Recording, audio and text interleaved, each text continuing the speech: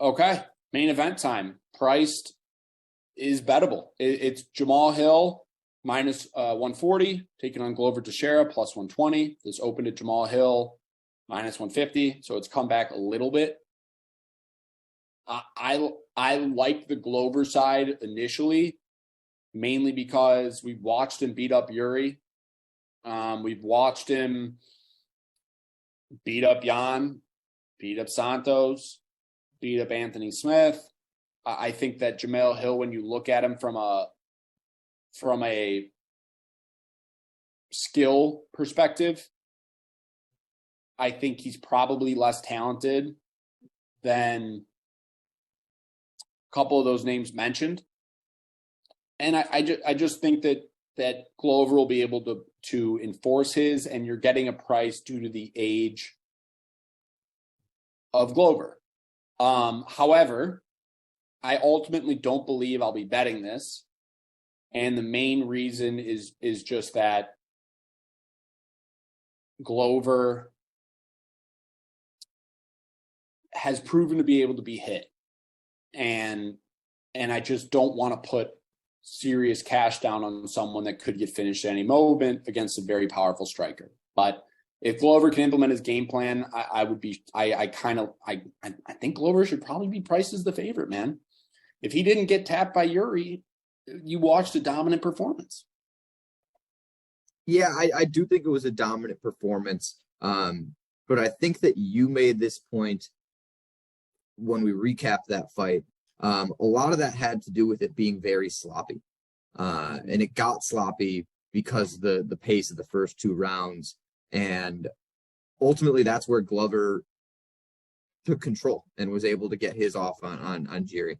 I hopped in on this one just yesterday at minus 125 on Jamahal Hill. I do think that this pattern of Glover getting stung eventually comes to seriously bite him.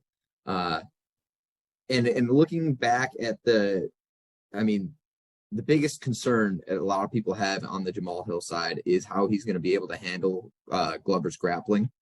And for me, as skilled as Glover's grappling is, it's always been more dynamic than heavy. His top pressure is not his best attribute when it comes to the grappling. And a guy like Jamahal Hill, who's much more athletic, has shown to have great get-ups. He does not stay down. I think he's going to spend a lot of time on the ground, even when Glover brings him there multiple times during this fight. I'm ready for it, and I'm accepted that this fight is going to be an MMA fight. It's not just going to be one spark, Jamahal Hill. But I do think that Jamahal is game for that kind of fight.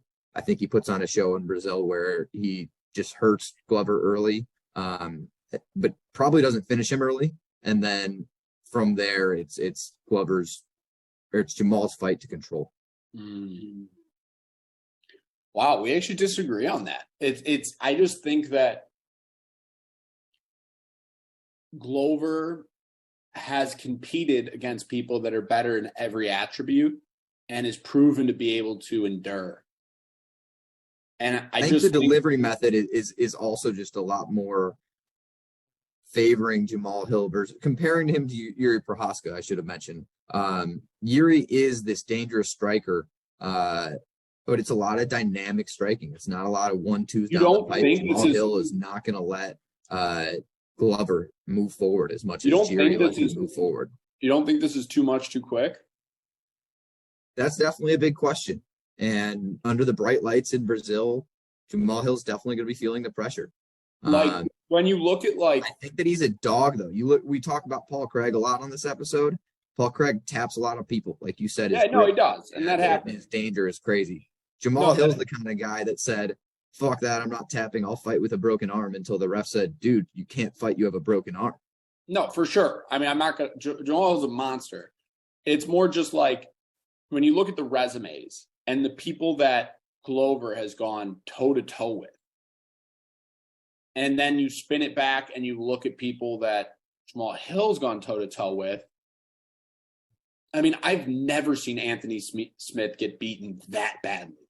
I've never seen Jan Blachowicz. Anthony Smith, who's not predominantly a striker, had Glover on skates in those first 2 rounds. No, and that's why ultimately for me, I'm leaving it, because I think this could go either way. And I think that if you run this back 100 times, you get very different results a lot of the times. But yeah, I don't disagree. Ultimately, I think that it's Jamahal Hill's time, and that we'll see a lot of changeover at the top of this division in the coming years. But the other thing, no matter how the outcome is, you can hang your hat on that CLV. I mean, granted, it's not closed yet, but I mean, you already got 15 points of movement, and it seems to keep going in that way. So at the very least, you'll close with some value, and that's something we can all hang our hats on. So Danny and I guess we'll talk about ankle lock as the week goes on. We do better as we figured, as we can digest more stuff as the week goes on. Kobe will have his plays out. I will force him. I might have to post the graphic. We'll work on all that. Follow us at Ankle Pick Pod on Twitter. We have been putting YouTubes up thanks to Danny. He's absolutely been crushing it. I've been working on the TikTok. Please hit the like. Please hit the subscribe. It actually helps with our algorithm. Literally everything. We're out here grinding, boys. It's been 3 years, 4 years, and we're still bringing the content. We're still breaking down the fight. So let's have a profitable Saturday. Let's get after it. I've done the last couple Pohas. Who's feeling it? Give it to Dan. This one's got to be a good one. Give it, Dan. Dan, this is a Gilbert Burns card in Brazil. Give it to us. Rio de Janeiro. I'm not even going to try and pronounce this arena, but